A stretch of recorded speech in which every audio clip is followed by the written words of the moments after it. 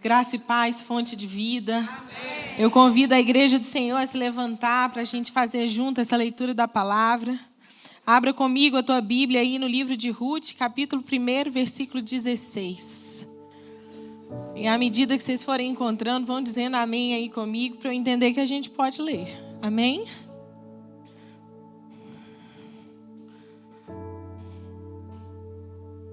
O Senhor já está na casa. O Senhor já está se revelando a nós, já se revelou por meio do louvor, já ministrou ao nosso coração palavras de fé, palavras de entrega. No culto de hoje nós estamos com um tema aí sobre viver as perdas debaixo da potente mão do Senhor, né? De forma tal que a gente possa, apesar da perda e apesar da dor, a gente viveu o novo de Deus sobre as nossas vidas. E quando o pastor Eduardo me chamou para trazer essa palavra de hoje, o Senhor ministrou ao meu coração o nome de Ruth, porque é uma serva do Senhor, cuja história está aqui registrada na Bíblia, experimentada na dor. Quem conhece essa história sabe que ela foi experimentada no sofrimento. E que a partir de um sofrimento que foi vivido e experimentado debaixo da mão do Senhor, ela teve a sua vida, a sua história transformada para sempre. E o registro da tua história fala de uma transformação que extrapolou a sua vida e alcançou gerações e gerações e gerações. E é por isso que hoje nós estamos aqui, de pé para ler essa palavra. Porque o mesmo Deus do tempo dos juízes, do tempo de Ruth, que visitou aquela mulher no meio da sua dor, é o Deus que está aqui hoje, que te visita também diante da sua dor. E se você crê nisso, fica ligadinho no trono da graça e recebe aquilo que o Senhor tem para a sua vida nessa noite. Diz assim a palavra do Senhor. Disse, porém, Ruth: Não insistas comigo, que te deixe e que não mais te acompanhe. Aonde fores, eu irei. Onde ficares, eu ficarei. O teu povo será o meu povo, e o teu Deus será o meu Deus. Em outras versões, onde pousares, também pousarei eu. O seu povo será o meu povo, a sua nação será a minha gente.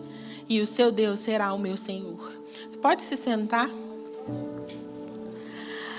Essa palavra que a gente vê muito nos convites de casamento e que nos anos 2000 aí foi inspiração para um monte de músicas gospels aí, de louvor, de romance, de Cassiane e Jairinho. Tenho certeza que Glaucia entoou algum desses louvores, eu também cantei, né? Mas não são palavras de um homem para uma mulher.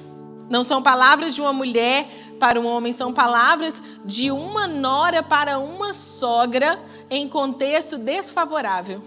Se fosse palavra de uma nora para uma sogra num contexto favorável, Luciene, já era para dar glória para o céu, não era não? Mas num contexto desfavorável, a gente assistir uma lealdade nesse nível diante de um momento de sofrimento. É um exemplo, é uma referência para nós. Eu vou te oferecer o contexto desse texto. A Bíblia diz que no tempo dos juízes houve fome sobre Jerusalém.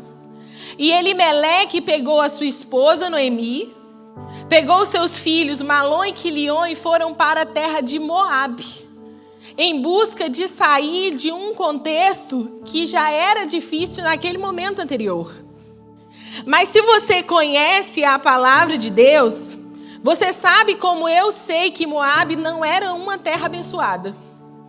Moabe era uma terra amaldiçoada. Por quê, Jade? Porque Moabe era uma geração filha de Ló com sua filha.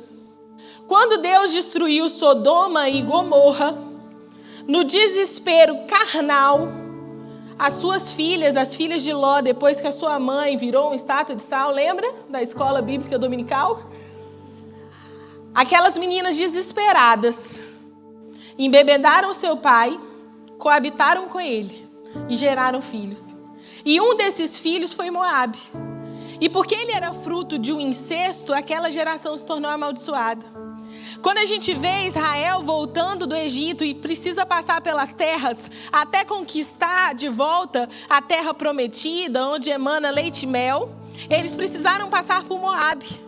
E lá em Moabe foram lutas que foram enfrentadas pelo povo de Israel para ganhar território. A Bíblia diz que aquele povo era um povo politeísta. O que isso significa, Jade? Era um povo que servia a vários deuses. E vocês sabem quais eram esses deuses? Baal e Azerá, além de outros.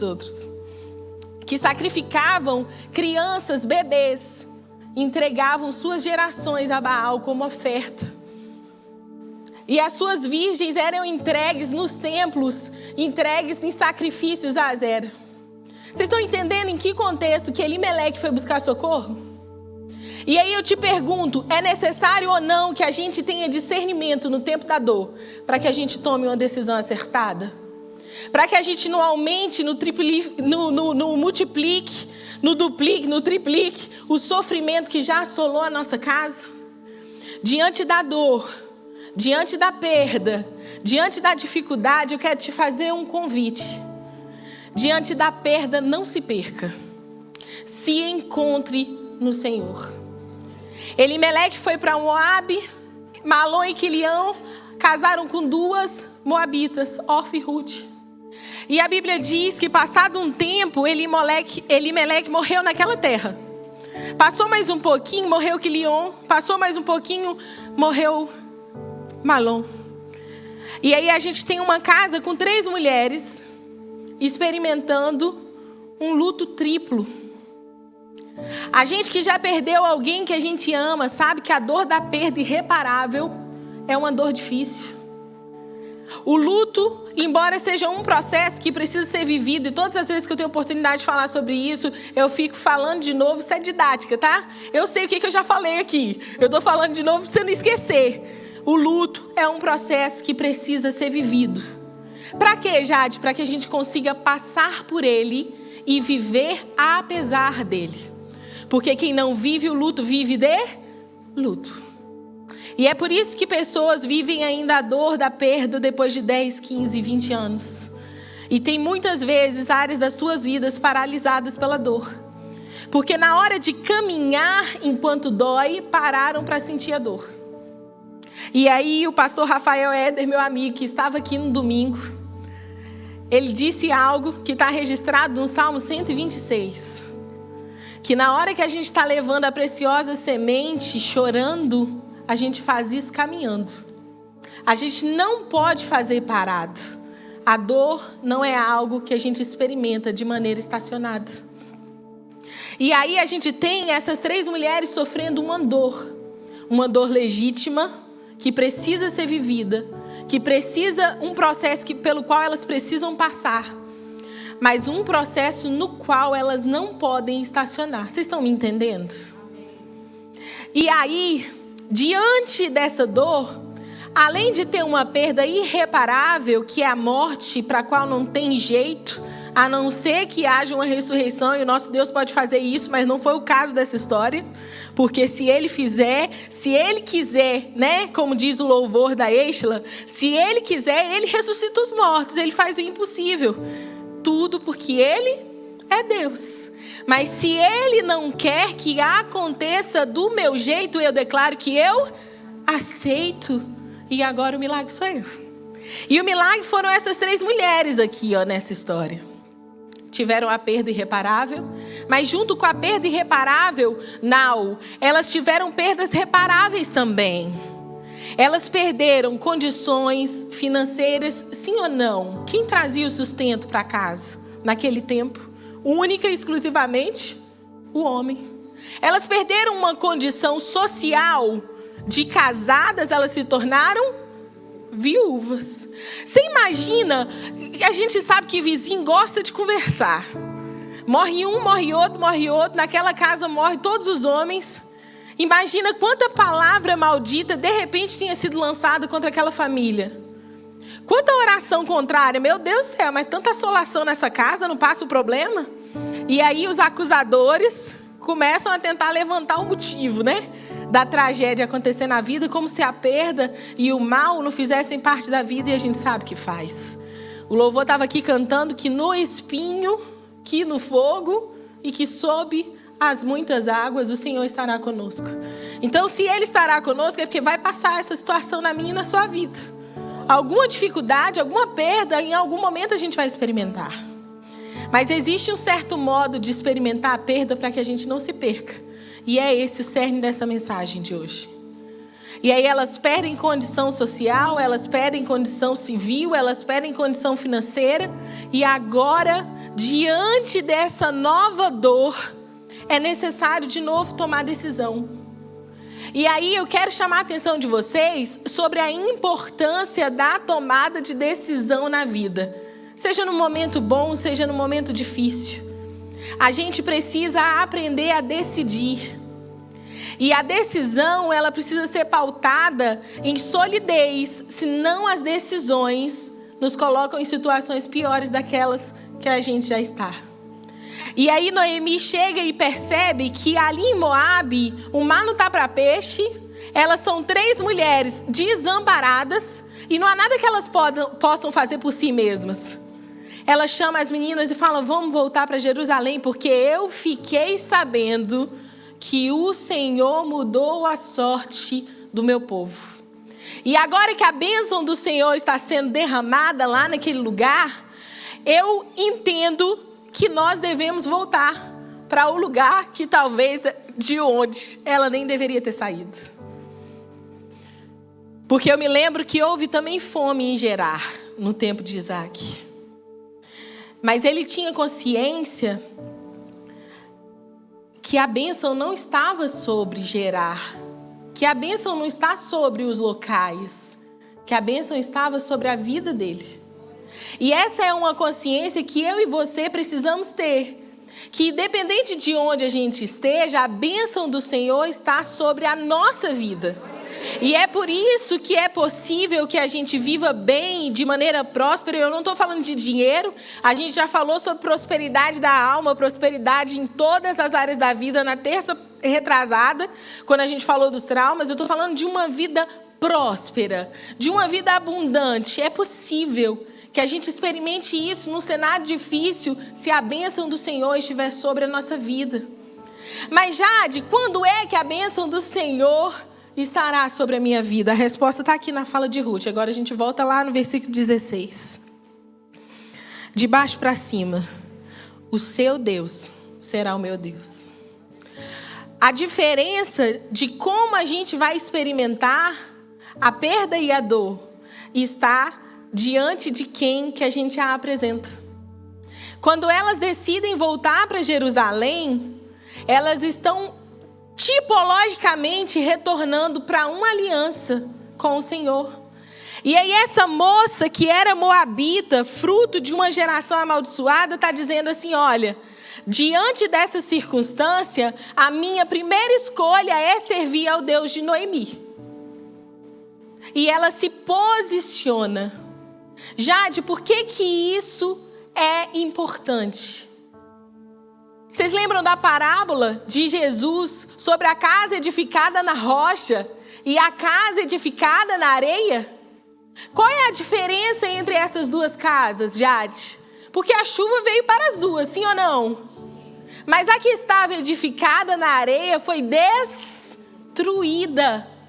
E a que foi edificada sobre a rocha?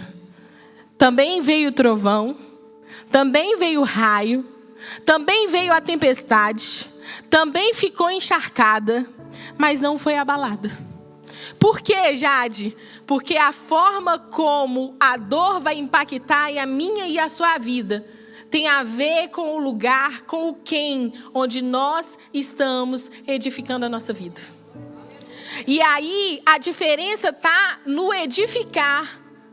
Porque o fato de eu servir ao Senhor não vai me abonar da dor. Não vai me abonar da dificuldade, necessariamente. Não vai me abonar da chuva. A chuva vem para todos como o sol nasce para todos. Mas a gente que serve ao Senhor, a gente às vezes tem um entendimento deturpado de que o Senhor tem que nos poupar de absolutamente tudo, porque a gente está vivendo uma vida entregue a Ele. E a Bíblia diz que no mundo tereis aflições, mas tem de bom ânimo. A Bíblia diz que o Senhor... Abre sua Bíblia de novo aí comigo, em Salmo 46. Salmo dos filhos de Corá. É culto de ensino, viu, gente? Tem que manusear a palavra. Nós estamos aqui para aprender. Vai lá, Salmo 46. No mundo tereis aflições, Novo Testamento. Né? Palavras do próprio Jesus. Mas tem de bom ânimo, porque eu venci o mundo. Agora eu vou te dar uma palavra aqui para subsidiar esse argumento, para que a gente não fique nem com o meu entendimento, nem com as minhas palavras. Salmo dos Coraitas. Para o Mestre. Deus é o nosso refúgio e a nossa fortaleza, auxílio sempre presente na adversidade. Por isso não temeremos, ainda que a terra trema e os montes afundem no coração do mar, ainda que estrondem as suas águas turbulentas e os montes sejam sacudidos pela sua fúria. Há um rio cujos canais alegram a cidade de Deus, o santo lugar onde habita o Altíssimo. Deus está no meio dela, não será abalada. Deus vem em seu auxílio desde o romper da manhã. Nações se agitam, os outros. Lembra que eu disse na outra semana? Eu não sei quanto aos demais, mas o Senhor é o meu ajudador. Então, as nações se agitam, os reinos se abalam, mas Ele ergue a sua voz e a terra se derrete. O Senhor dos exércitos está conosco. O Deus de Jacó é a nossa torre segura. Venham, vejam as obras do Senhor, seus feitos estarrecedores na terra. Ele dá fim às guerras, até os confins da terra quebra o arco e despedaça a lança, destrói os escudos com fogo. Parem de lutar, aquiete-se e saiba que eu sou Deus. Serei exaltado entre as nações, serei exaltado na terra, será exaltado na sua vida, será exaltado na sua casa, será exaltado na tua família, será exaltado no teu casamento, será exaltado no ministério para o qual Ele te chamou, será exaltado no trabalho que Ele te confiou. Ele está no meio dela. O Senhor dos exércitos está conosco. O Deus de Jacó é a nossa torre segura.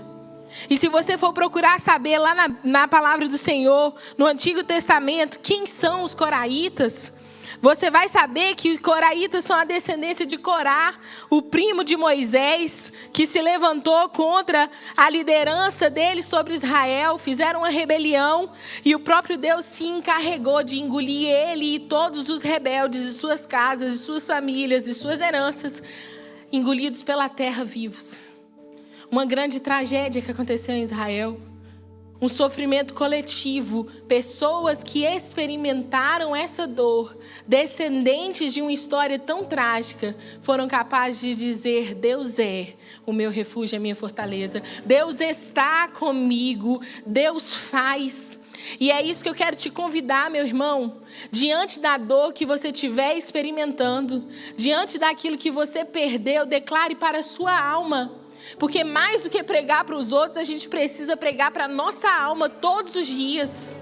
Todos os dias, para que ela se aquiete. Então diga para ela: Deus é, Deus está e Deus faz. São as 3 frases deste Salmo 46. Deus é, Deus faz e Deus está.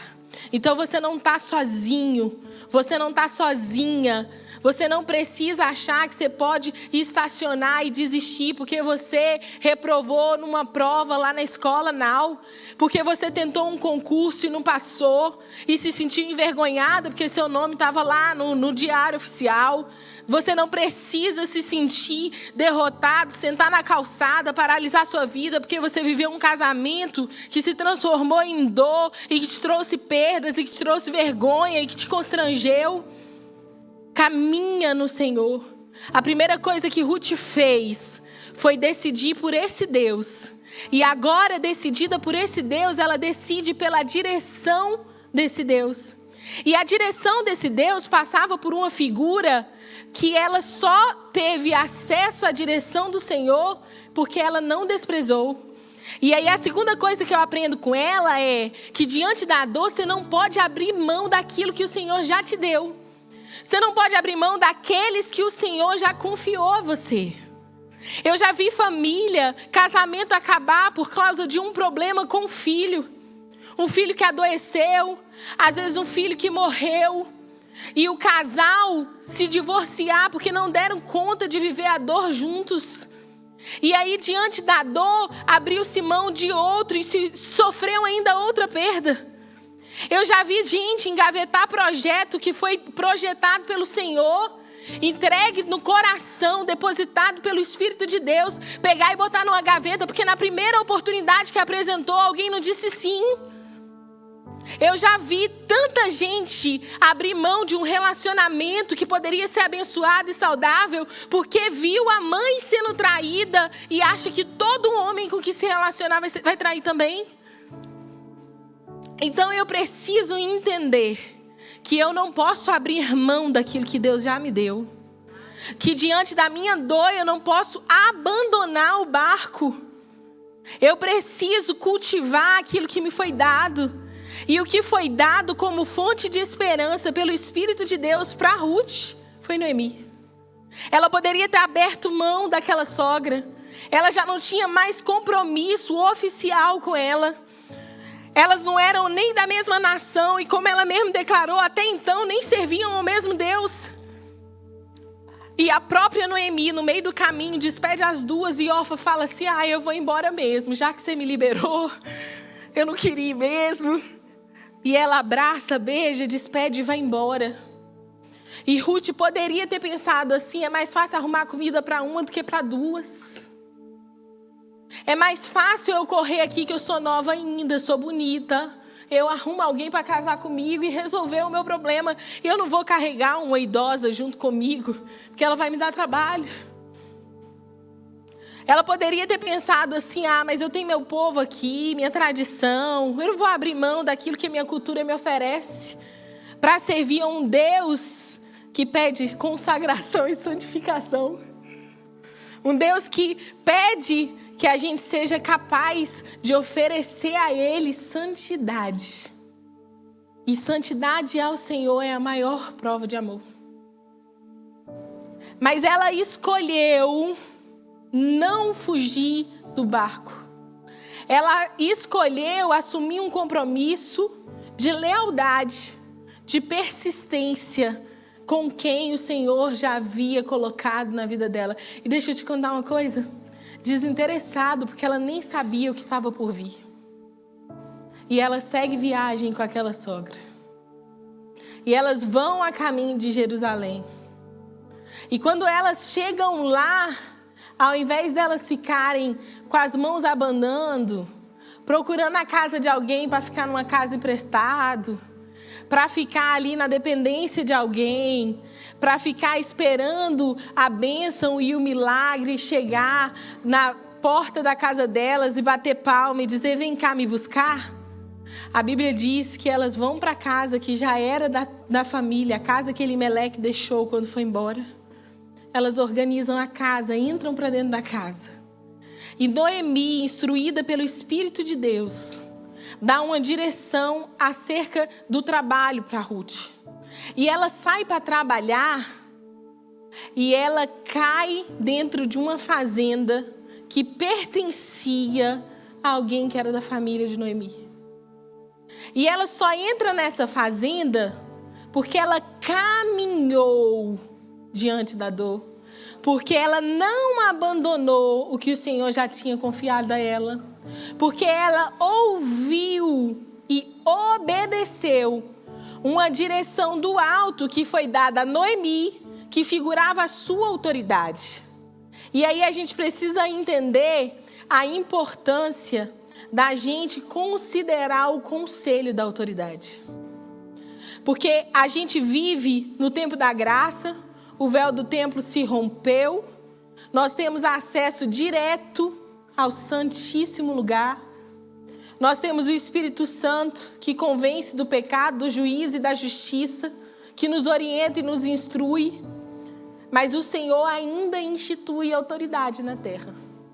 O Senhor ainda tem autoridade instituída em sua casa. Vocês do Now, ainda existe autoridade naquela figura chamada mãe e pai, viu? Ainda existe autoridade. E a Bíblia diz que na multidão de conselho, e aí é o conselho da autoridade, ok, gente? A gente encontra sabedoria. E ela encontrou sabedoria e ela obedeceu. Lá atrás eu falei para você, mas Jade, como é que a gente vai saber se a bênção do Senhor está sobre a nossa vida de maneira tal que a gente possa estar em qualquer contexto? A resposta está lá em Deuteronômio 28. Você não precisa abrir, mas é preciso que você saiba. Se atentamente ouvir a Deus e os mandamentos seus obedecer, o Senhor teu Deus te exaltará sobre todas as nações onde passar. Então você não vai precisar correr atrás da bênção. A bênção do Senhor vai te alcançar. Se atentamente ouvir a Deus. Então o segredo da bênção do Senhor está sobre a minha e a sua vida. Está lá na primeira decisão de Ruth. De submissão ao Senhor. De reconhecer o senhorio dele. De entregar para ele. Amém? Lá no Novo Testamento, essa palavra, Fabi, está ratificada por Jesus. Quando ele diz lá que aquele que tem os meus mandamentos e os guarda, este é o que me ama. Então existe uma relação com o Senhor que é pautada na obediência. O nosso pastor, presidente lá da sede, diz uma frase, Gláucia, que eu gosto muito de reproduzir. Que quando a gente quebra o princípio nos quebra. Então a única forma da gente passar inteiro diante de uma situação difícil é vivendo o princípio. E a obediência é um princípio fundamental. Eu não posso abrir mão disso. Em Provérbios, a palavra de Deus diz que a gente não pode andar segundo o nosso próprio entendimento, mas que a gente precisa reconhecer o Senhor nos nossos caminhos. Quem foi que nos capacitou a tomar decisão baseado na nossa própria cabeça? De onde essa autonomia toda diante do Senhor? Porque se Ele é Senhor, Ele é dono. Sim ou não, Paty? Ele é dono de mim. Então eu não posso bater no peito e dizer eu faço o que eu quero, o que eu não quero eu não faço. Eu não posso dizer assim, eu vou se eu quiser. A resposta do crente é: se Cristo comigo vai, eu irei. Amém? Se lá para o deserto Jesus me quer levar, para levar as boas novas, se Cristo comigo vai, eu irei. O que eu não posso é achar que eu posso tomar sozinho uma decisão e que o Senhor precisa ser responsável pela consequência. A decisão é do Senhor, a consequência é do Senhor. Se a decisão é minha, meu amigo, a consequência é de quem? E é aí que entram as perdas que poderiam ter sido evitadas. Porque é natural que a gente viva as dores que fazem parte da vida. Mas não é natural que a gente viva determinadas perdas que são fruto de escolhas que não foram feitas diante de obediência ao Senhor. E a obediência do Senhor para nós é fruto de oração, é fruto de conhecimento da palavra de Deus, é fruto de conselho com a autoridade que tem condição de aconselhar, é fruto de obediência. Não tem outra forma de acertar, senão obedecendo ao Senhor. E aí ela experimenta o maior milagre da sua vida, porque ela estava em obediência. Ela entra numa fazenda humildemente para catar as espigas que os coletores deixavam cair. Olha só. E para ela já estava no lucro, porque elas não iam passar fome. Elas já tinham ali a espiga para cozinhar, para comer o milho cozido, dava para fazer papa, dava para fazer pamonha, dava para fazer um tanto de coisa. ela já estava conseguindo o seu próprio sustento. Necessidade elas não iam passar. Ela entra de maneira humilde e modesta, seguindo a direção. Quando ela chega em casa e ela conta: Noemi, olha o que eu trouxe. Olha o que eu consegui hoje com o meu primeiro dia de trabalho. E Noemi pergunta: onde você estava, minha filha? Ela fala: a fazenda de um tal de Boaz. Ela fala: bendito é o nome do Senhor para sempre. Bendito é o nome do Senhor para sempre, porque esse Boaz, Ruth, é da nossa família. Foi o próprio Deus que te colocou naquele lugar. E aí eu quero te dizer que, além da fé e além do sacrifício, maior é o poder da obediência para que a gente experimente aquilo que a gente nunca viveu. E aí, ela entra dentro daquela fazenda, recebe mais instrução do Senhor. A Bíblia diz que ela encontra graça e favor diante dos olhos daquele homem que ainda não sabia quem era ela. Deus faz isso em várias histórias da Bíblia. Ele fez isso com Esté dentro do palácio de Assuero. Ele fez isso com o José, com o carcereiro, com o copeiro mor. E aí a gente vai vendo que quando chega o tempo do Senhor virar a história, Ele mesmo se encarrega de produzir condições para que a situação seja resolvida na nossa vida. Porque o que o Senhor quer é que, ao passar pela dor, a gente chegue no novo de Deus. E é isso que está acontecendo com Ruth, é isso que está acontecendo aqui com Noemi. A Bíblia diz que Boaz pergunta: mas quem é essa moça? Trabalhadora desse jeito, dedicada desse jeito. E o pessoal fala: ela acabou de chegar na cidade com Noemi. Diz que é uma moça boa, uma moça reta, trabalhadora e companheira que não abandonou a sua sogra. E ele fala: louvado seja Deus pela vida dessa moça. A partir de hoje vocês vão deixar cair das melhores espigas, para que ela, ao passar, possa colher coisas melhores e levar para a casa dela. E aí você pode glorificar, porque a condição delas já melhorou, sim ou não? Mas aí o entendimento do Senhor vem sobre Noemi, vem sobre Boaz, que ele podia mais que dar a ela espigas.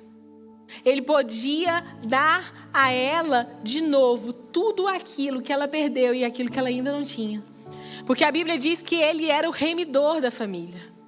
Quando todos os homens morrem numa casa, alguém da família precisa, algum homem da família precisa casar com a viúva para que haja posteridade daquela casa e para que a viúva não passe pelas condições adversas que elas estavam passando. E o nosso Deus, que governa todas as coisas, que controla todas as coisas, poderia ter permitido aquela moça cair em qualquer fazenda, sim ou não?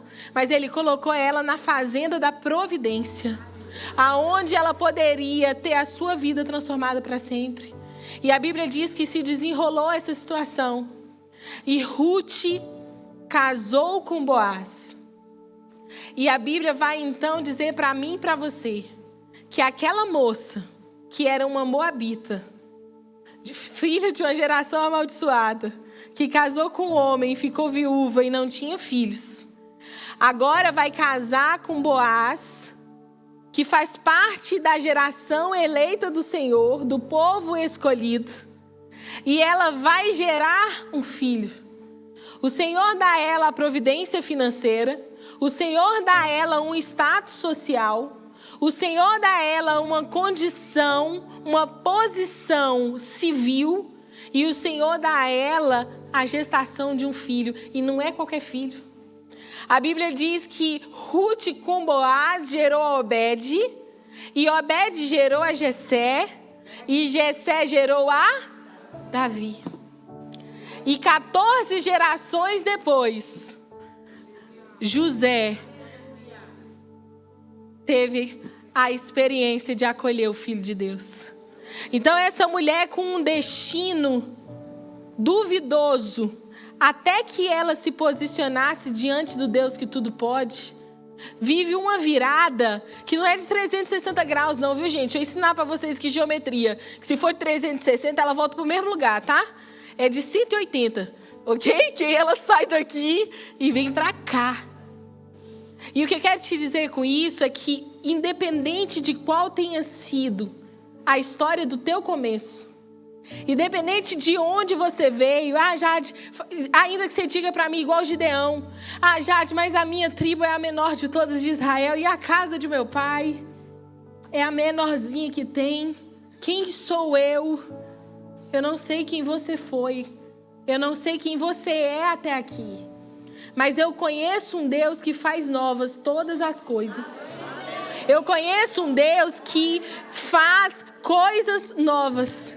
No primeiro culto de domingo dessa igreja, desse templo inaugurado, o pastor pregou sobre isso. Quem estava aqui lembra? E quando eu estava orando lá em casa hoje, o Senhor falou comigo assim: minha filha, diga à minha igreja que eu sou um Deus que faz coisas novas. Independente de qual família você nasceu, de qual era a tua condição financeira, de qual era a tua condição de saúde, de que religiões você experimentou, de que situações você passou, de vulnerabilidade, de abandono, de rejeição, de perdas irreparáveis, perdendo pessoas que você amava, pessoas que talvez deveriam ter estado ali pela lógica da criação, para te dar aquilo de que você precisava enquanto você crescia e você não teve aquela figura. Se você não teve oportunidades com as quais você sonhou, mas eu quero te dizer que hoje você está na casa daquele que pode fazer na sua vida tudo novo. Que pode fazer você viver uma virada como a que Ruth viveu, se você decidir se sustentar na aliança com ele. Se você escolher não abrir mão do lugar onde ele te plantou, daqueles que ele te confiou, daquilo que ele já entregou nas suas mãos. A Bíblia diz que aquele que for fiel no pouco, naquilo que ele entrega, aquele pode ser aprovado para ser fiel também no muito. O que não pode é a gente abrir mão daquele pouquinho que o Senhor confiou, enterra o talento e depois a gente achar que o Senhor vai se multiplicar, ou que ele se agradou, ou que ele vai se agradar. Mas se eu decido viver debaixo da aliança, se eu decido não abrir mão do que ele já me deu, se eu decido viver em obediência, em lealdade ao Senhor e viver o princípio da sua palavra, eu posso te dizer aqui sem medo de errar, tão certo como vive o Senhor, você vai experimentar algo novo da parte de Deus. Porque é impossível a gente entregar a vida a Ele e a gente viver a mesma vida. É impossível a gente entregar a Ele o nosso futuro e a gente ficar no determinismo de que o nosso futuro já está condenado pelo nosso passado. Não! A Bíblia diz: entrega o teu caminho ao Senhor, confia nele e o mais Ele fará. Mas essa Bíblia que diz entrega o caminho ao Senhor, diz: buscai primeiro o reino de Deus e a sua justiça, e todas as outras coisas vos serão acrescentadas. O que a gente não pode é viver tentando conquistar o que é acrescentado e não se dedicando àquilo que é fundamental, que é buscar a sua presença. Quando Jesus estava com Marta e Maria, ele se incomodou porque Marta estava afobada, ocupada, querendo coisas, querendo oferecer serviço, e ele não queria isso, ele queria entrega, ele queria tempo de qualidade, ele queria diálogo, ele queria relacionamento. Então não adianta a gente andar afobado, inquieto, tentando conquistar o que vai ser acrescentado, quando o que ele quer com a gente é um relacionamento. É uma aliança que se renova, que não se quebra. Amigo, a gente limpa a nossa casa, a gente limpa o nosso carro, a gente lava o nosso cabelo, mas a gente zela do compromisso com o Senhor? A gente zela da nossa comunhão com Ele? A gente zela do nosso tempo com Ele, de oração, de palavra, de escuta? E aí, como é que a gente vai ter direção no dia mau, se a gente não estiver aliançado, firme, inabalável na rocha que é o Senhor? A Bíblia diz que se a gente se mostrar frouxo no dia da angústia, a nossa força será pequena. E quando a Bíblia diz, por meio do apóstolo Paulo, que eu posso todas as coisas naquele que me fortalece, a gente não está falando de possibilidades e potências, não. Eu posso o que eu quiser. Que Deus não tem compromisso com o que você quer, Ele tem compromisso com a vontade dEle. O que Paulo estava dizendo: olha só, eu sou experimentado na dor, tá? Eu sou experimentado no sofrimento. Eu sei viver, missionária Glaucia, com muito. Eu sei viver com pouco. Eu sei viver no banquete, eu sei viver com miojo, com ovo. Eu sei viver num tempo favorável e eu sei viver num tempo desfavorável. E aí eu te pergunto, ele estava no palácio ou na cadeia quando ele escreveu isso? Na cadeia. Eu posso todas as coisas naquele que me fortalece. Significa que eu posso passar por qualquer coisa, porque ele me fortalece. E qualquer coisa pode ser um momento de perda. Qualquer coisa pode ser um momento de dor. Qualquer coisa pode ser um momento de frustração. Pode ser uma decepção. Pode ser uma injustiça, sim ou não? Porque elas acontecem. Mas eu posso passar por isso e sobreviver a isso naquele que me dá força. E a Bíblia diz que a alegria do Senhor é a minha força. A alegria da salvação é a minha força. Porque quando as coisas que são acrescentadas, provisórias e terrenas, parecem que vão escapulir das nossas mãos e a gente tem que perder aquilo que Deus que deu pra gente, olha só que incoerência. A gente precisa lembrar de quem a gente é, de onde a gente é e para onde a gente vai retornar. E é essa força da salvação que nos lembra que somos eternos e que é para a glória que a gente vai voltar e que a gente precisa de muito pouco para viver aqui, porque isso aqui é tempo de peregrinação, é tempo de passagem, meu irmão. O Senhor não criou a gente para a gente viver essa vida, Ele criou a gente para viver a eternidade. E esse período aqui é o momento em que a gente se prepara para ela. Então não fica preocupado, ai minha profissão, ai meu trabalho, ai meu salário, ai minha posição social, ai meu status, porque tudo isso aqui é provisório. Você sabe o que é eterno? A vida com Deus, porque é ela que vai nos levar para viver com Ele. Então vamos buscar primeiro o reino de Deus. Eu estou aqui falando para vocês, estou lembrando de um livro da missionária Elizabeth Elliot, uma presbiteriana. Uma missionária dos Estados Unidos que tem um livro chamado O Sofrimento Nunca é em Vão. Naquele chá de mulheres que a gente teve aqui, que eu que ministrei a palavra, pela graça de Deus, eu falei sobre aquele livro, Deixe-me Ser Mulher, para as mulheres lerem, da Elizabeth Elliot. E agora eu estou aqui me lembrando, desde a hora que eu sentei ali quando eu cheguei, do livro O Sofrimento Nunca é em Vão.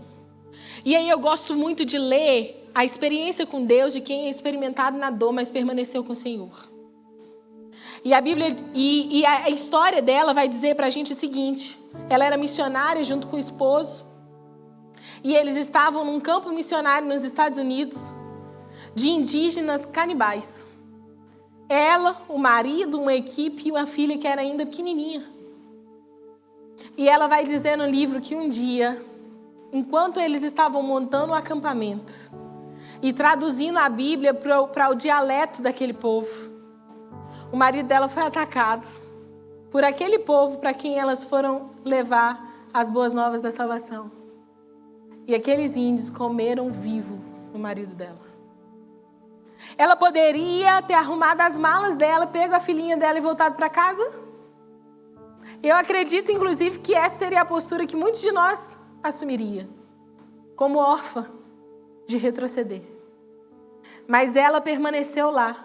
Criou a filha dela lá, terminou a tradução do livro, da palavra de Deus, no dialeto deles, alfabetizou, ensinou a ler e deu a Bíblia para todo mundo.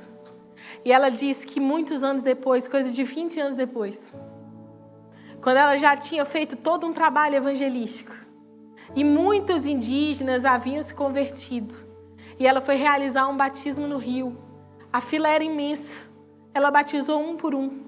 E ela viu que atrás de uma árvore, lá no fundo, tinha um indígena se escondendo. Querendo se aproximar, mas constrangido. E na hora o Espírito de Deus ministrou ao coração dela que tinha sido ele, que tinha matado o marido dela. E a Bíblia diz, e o livro diz, que ela chamou ele e falou assim: você também quer receber Cristo? Você também quer ser batizado? E ele disse: eu quero, mas eu estou com vergonha da senhora, porque fui eu que matei seu marido. E eu não sei se a senhora vai querer me batizar. Ela falou: pode entrar nas águas. Porque o que aconteceu com o meu marido está perdoado. E o meu chamado não vai parar diante da minha perda e diante da minha dor. Essa é a mensagem de Ruth. Órfã retrocedeu. Ruth avançou. Como Elizabeth Elliot, como eu e você em algum momento da nossa vida já avançamos. O convite do Senhor é: experimente comigo a tua dor. para que eu transforme o seu pranto em festa. Porque o Senhor é especialista em transformar a tristeza em alegria. O Senhor é especialista em mudar cenários, mas antes de mudar o cenário é necessário que mude em mim o que precisa ser mudado. Quando aquela mulher perdeu uma dracma, ela não foi procurar na rua não, irmão. Ela entrou para dentro de casa, acendeu a luz e com diligência ela varreu a casa até encontrar a dracma que se havia perdido. Diante da dor, eu preciso olhar para o Senhor e eu preciso olhar para mim, não para as circunstâncias. Porque aqueles que servem ao Senhor não vivem pela vista, eles vivem pela fé. É necessário que a gente confie no Senhor. A Bíblia diz que sem fé é impossível agradar a Deus. E que é necessário, Geisa, que aqueles que se aproximam de Deus creiam que Ele é galardoador daqueles que o buscam. E a perda que você experimentou pode ser transformada em ensino para que o sofrimento não seja em vão. Mas o seu cenário pode ser modificado pela mão daquele que faz novas todas as coisas. O nosso Deus inaugura estradas novas no meio do deserto. Abre caminho a pé enxuto em mar e rio. Dá banquete no deserto. Oferece ao teu povo, desde sempre, tudo aquilo de que precisa. Supre as necessidades em glória. Então, creia no Senhor. Entrega o teu caminho a Ele. Confia nele e o mais Ele fará. Você sabe o que significa resiliência? É um termo emprestado das engenharias para dizer, Eva, que uma pessoa é resiliente quando, diante de uma situação de pressão em que ela foi esticada, porque não é isso que o sofrimento faz com a gente? Nos estica, nos força, porque é necessário caminhar e atravessar, mas quando ele passa, a mola volta. Então, ser resiliente é ser experimentado na dor, mas não ser deformado por ela. E eu convido a você a experimentar a sua dor diante do altar do Senhor, de maneira tal que você saia não desse processo deformado, mas transformado pelo poder de Deus. E você experimente a boa, perfeita e agradável vontade de Deus. E você viva não só a restituição do que você perdeu, mas aquilo que o teu olho não viu, o que o teu ouvido não ouviu e que ainda não chegou ao coração do homem. É isso que o Senhor tem preparado para aqueles que o buscam. Eu quero te convidar a se colocar de pé. E eu não preciso saber, nem o irmão que está do lado, qual é o desafio que você está vivendo. Que perda que você experimentou num passado remoto, ou num passado não tão distante, ou que você está passando agora, desemprego, necessidade, divórcio, situações adversas no trabalho, problemas no exercício do ministério, a morte de um ente querido, a enfermidade dentro de casa, o desafio do primeiro emprego, de passar no vestibular, depois de já ter perdido em um ano. Eu quero dizer a vocês que não importa o tamanho da sua dificuldade, nós servimos a um Deus que tem um poder que se sobrepõe a elas. E você pode agora fechar os seus olhos e apresentar a sua situação ao teu Deus que tudo pode. Você pode clamar, porque a Bíblia diz, clama a mim e responder-te-ei. Clama pela restituição. Clama pelo novo de Deus. Não se abale no meio dessa dificuldade, não se paralise. Busque do Senhor a direção e a estratégia que Ele tem para você, para que você saia daqui nesta noite revestido pela armadura de Deus, revestido com estratégia do alto, com direção, com palavra do Senhor, com coração inclinado a obedecer a direção que Ele te dá. E eu tenho certeza que você vai nos procurar para testemunhar aquilo que o Senhor vai fazer na sua vida. Deus, em nome de Jesus, está aqui a tua igreja. Espírito Santo de Deus, nós apresentamos diante do teu altar a tua noiva. Nós apresentamos diante do seu altar cada vida que o Senhor trouxe aqui nesta noite. Nós apresentamos a ti cada família aqui representada. A tua palavra diz que tu és um Deus onisciente, onipotente e onipresente. E enquanto o teu povo está aqui, o Senhor pode visitar os lares que precisam da sua intervenção. Enquanto essas pessoas estão aqui, o Senhor pode visitar as instituições que elas representam. Enquanto, ó Deus, estão aqui apresentando sua dificuldade ao Senhor, o Senhor pode visitar as pessoas que precisam ser tocadas pelo Senhor, para que as circunstâncias sejam transformadas. O Senhor pode visitar os presídios, o Senhor pode visitar os hospitais, o Senhor pode visitar os corações. Alabracantari, palabracantari, palabracai. A tua palavra diz que o Senhor é aquele que inclina o coração dos reis. Quem são os reis diante do Rei dos Reis? Por isso, Deus visita quem precisa ser visitado. Contempla o coração, contempla a oração da tua igreja, que apresenta diante de ti, para que não ande ansiosa, para que não ande inquieta, para que não seja frustrada, para que não viva abatida, ó Deus, com as coisas deste mundo. Pai, nós estamos de passagem e existe uma promessa de que nós vivamos uma vida abundante no Senhor, aqui nessa terra, mas o nosso coração não pode estar aqui. O nosso coração não pode estar aqui a ponto, ó Deus, das condições adversas nos machucarem e serem tão letais assim para nós. Protege o coração dos seus servos, guarda o coração dos teus servos no Senhor, porque disso depende a sua vida, porque disso depende a sua espiritualidade, porque disso depende a sua santidade, porque disso depende, ó Deus, a sua vocação, o seu chamado para este tempo. Não permita que a tua igreja se perca no redemoinho do mundo da dor, de maneira tal, ó Deus, que não cumpra o seu papel nessa terra. O Senhor sabe qual é o teu propósito, o Senhor sabe qual é a tua ação, o Senhor sabe os pensamentos que tem a respeito para fazer o bem e não o mal. Traga paz aos corações, traga refrigério a esses corações. Deus, em nome de Jesus, aquieta a alma, fortalece a fé e dá direção e estratégia ao seu povo. O Senhor não nos revestiu de espírito de temor, mas de espírito de ousadia. E nós não somos daqueles que retrocedem, nós não somos daqueles que recuam, nós somos daqueles que avançam, nós somos daqueles que seguimos à frente, que não somos movidos pela vista, que não somos movidos pelas coisas passadas, que não consideramos as coisas antigas, mas que caminhamos para o alvo, e o alvo é Cristo, o autor e consumador da nossa fé, aquele que deu a vida, deu o ar, e com ela todas as coisas. Supre em glória a necessidade do seu povo, alegra o coração, muda, Senhor, a rota,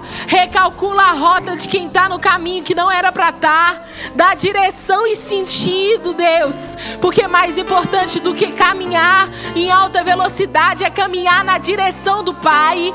Que o teu povo caminhe debaixo da tua direção e receba a bênção do Senhor sobre a sua vida, de maneira tal, ó Deus, que o seu nome seja exaltado, bendito e glorificado. Que a bênção do Senhor, recalcada, sacudida e transbordante, seja sobre o seu povo. E a igreja declara comigo: amém, amém e graças a Deus.